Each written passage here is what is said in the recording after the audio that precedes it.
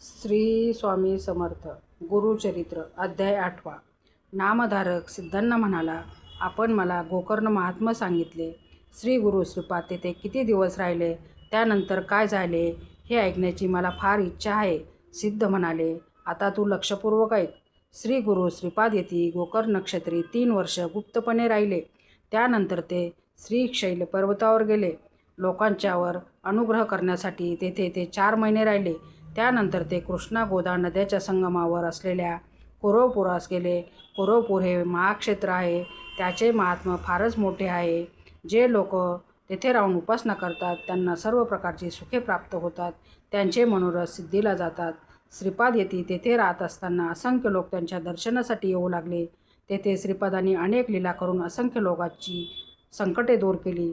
त्या सर्वच लीला सांगू लागलो तर कथा विस्तार फार होईल, पण त्यातील एक महत्त्वाची लीला सांगतो, एकाग्र चित्ताने ऐक. त्या कोरपूर क्षेत्रात वेदशास्त्र संपन्न असा एक ब्राह्मण राहत होता. त्याच्या पत्नीचे नाव अंबिका. ही स्त्री अत्यंत सात्विक धर्मपरायण होती, परंतु तिच्या संसारात एक मोठे दुःख होते. तिला पुत्र होत असत, पण ते जगत नसत. तिने अनेक तीर्थयात्रा केल्या, व्रतवैकल्य केली, पण त्याचा काही उपयोग झाला नाही. पुढे अनेक वर्षाच्या उपासनेने तिला एक पुत्र झाला, परंतु दुर्दैवाने तो मंदबुद्धीचा झाला. त्याला कशातही गती नव्हती. त्याची मुंज करण्यात आली, पण त्याचा काहीही उपयोग झाला नाही. त्या ब्राह्मणाने त्या मुलाला अनेक प्रकारे शिकवण्याचा प्रयत्न केला. त्याला शिक्षा केली, पण त्याला काहीच विद्या जमत नव्हती. वडिलांना मोठी चिंता वाटू लागली. त्याने अनेक नवस केले, पण त्याचा काहीही फायदा झाला नाही. वडील त्याला शिक्षा करू लागले की आईला फार वाईट वाटत असे. ती त्यांना म्हणे, तुम्ही त्याला विनाकारण मारू नका. तो मंदबुद्धीचा आहे. त्याला तो काय करणार? आपले हे पूर्वकर्म आहे. निदान आपला पुत्र जिवंत आहे यातच समाधान माना. काही दिवसांनी तो ब्राह्मण मरण पावला. त्या कुटुंबावर दुःखाची कुऱ्हाड कोसळली. पोट भरण्याची भ्रांती निर्माण झाली. भीक मागून जगण्याची वेळ आली. मुलगा मोठा झाला. लग्नाचे वय झाले, पण त्याला मुलगी कोण देणार? लोक त्याची निंदा करीत म्हणू लागले, तुझा पिता मोठा विद्वान वेदांती आणि त्याच्या पोटी जन्मास आलेला तू परशुराम. तुझा जन्म फुकट गेला. भीक मागताना लाज कशी वाटत नाही? त्यापेक्षा गंगेत जीव का देत नाहीस? ही जननिंदा ऐकून त्या माता पुत्रांना अत्यंत दुःख होत असे. तो मुलगा आईला म्हणाला, मला ही जननिंदा सहन होत नाही. त्यापेक्षा जीव दिलेला बरा. त्याच्या आईलाही जीवन नकोसे झाले. मग ती आपल्या मुलाला बरोबर घेऊन खरोखर जीव देण्यासाठी गंगेच्या काठावर गेली. त्या दोघांनी गंगेच्या पाण्यात प्रवेश केला. त्यावेळी श्रीपाद येथे तेथे स्नान करत होते. त्यांना पाहून त्या दोघांनी पाण्यातच त्यांना वंदन केले. त्या मुलाची आई म्हणाली, या गंगेत प्राणत्याग करावा अशी आमची इच्छा आहे. आत्महत्या करणे महापाप असल्याने आम्हाला सद्गती मिळावी असा आपण आशीर्वाद द्यावा. तुम्ही आत्महत्या का करत आहात असे श्रीपादांनी विचारले असता तिने सर्व हकीकत सांगितली. शेवटी म्हणाली, यतिवरा, आता पुढच्या जन्मी तरी तुमच्यासारखा त्रैलोक्य पूजनीय पुत्र मला प्राप्त व्हावा. तेव्हा श्रीपाद यतींनी शिवाची आराधना करण्याचा उपदेश केला.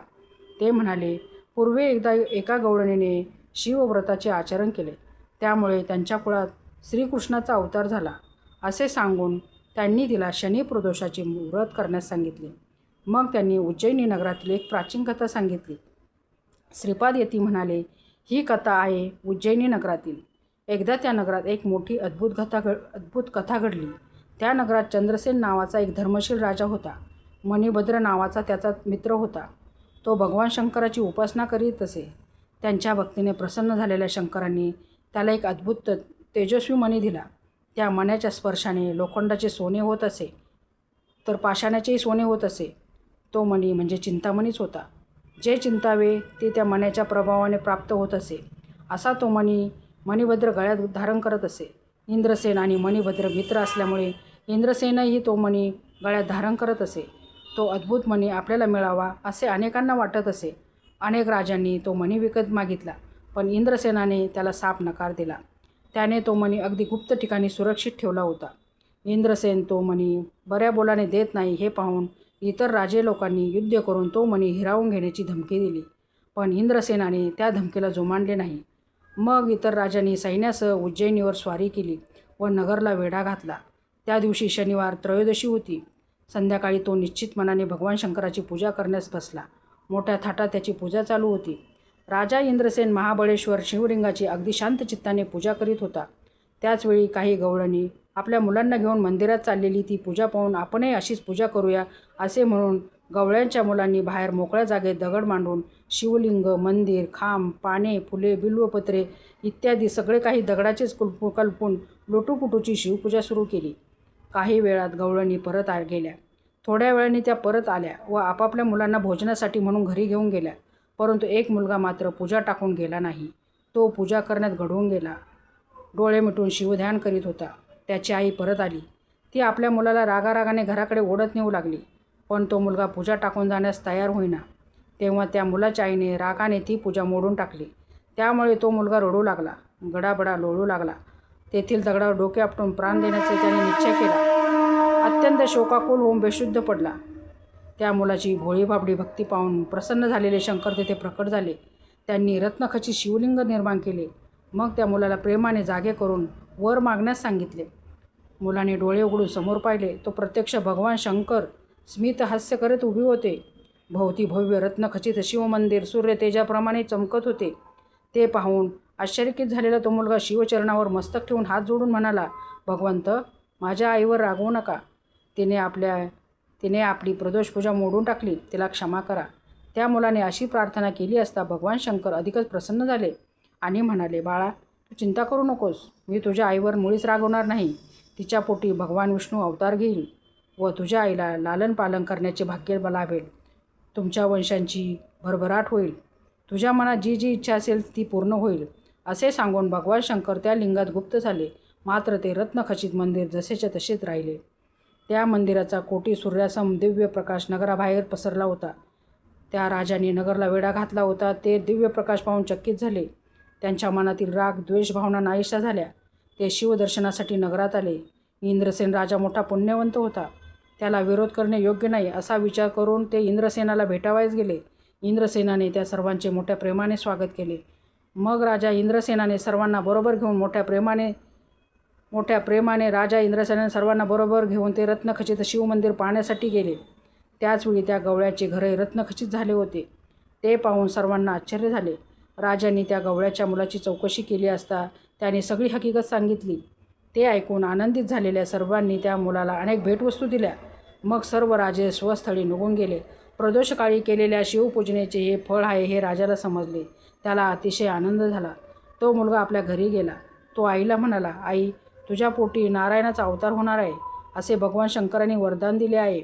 प्रदोषकाळी तू शिवपूजा पाहिलीस, त्यामुळे शंकरांनी तुला क्षमा करून हा वर दिला आहे. ही कथा सांगून श्रीपाद त्या ब्राह्मण स्त्रीला म्हणाले, तू सुद्धा प्रदोष पूजा कर. तुला माझ्यासारखा पुत्र होईल. तू कसलीही चिंता करू नकोस. मनात शंकाही बाळगू नकोस. असे बोलून श्रीपादांनी त्या स्त्रीला अनेक आशीर्वाद दिले. मग त्यांनी त्या स्त्रीच्या मतिमंद मुलाला जवळ बोलावून त्याच्या मस्तकावर वरदहस्त ठेवला. त्या क्षणी त्याच्या ठिकाणी सर्व ज्ञान प्रकट झाले. तो मुलगा आता अत्यंत तेजस्वी दिसू लागला. त्या स्त्रीला अतिशय आनंद झाला. ती श्रीपादांना म्हणाली, आज मला रूपाने प्रत्यक्ष परमेश्वरच भेटला. पुढील जन्मी मला तुमच्यासारखा पुत्र होईल असा वर मला दिला आहात. त्याबद्दल माझ्या मनात तीळमात्र शंका नाही. त्या स्त्रीने श्रीपादांना प्रत्यक्ष शंकर मानून नित्य प्रदोषकाळी त्यांची पूजा करण्याचे व्रत घेतले. तिच्या प्रदोषकाळी त्यांची पूजा करण्याचे व्रत घेतले. तिच्या पुत्राचाही पुढे विवाह झाला. त्याला पुत्र पौत्रादी सर्व काही प्राप्त झाले. नामधारकाला ही कथा सांगून सिद्धयोगी म्हणाले, श्री गुरु असे कृपावंत, दयावंत आहेत. ते आपल्या भक्ताचे सर्वतोपरी रक्षण करतात. अशा रीतीने श्री गुरु चरित्रमृतातील ब्राह्मण स्त्रीला वरदान शनी प्रदोष व्रत महात्मा नावाचा 8वा अध्याय समाप्त.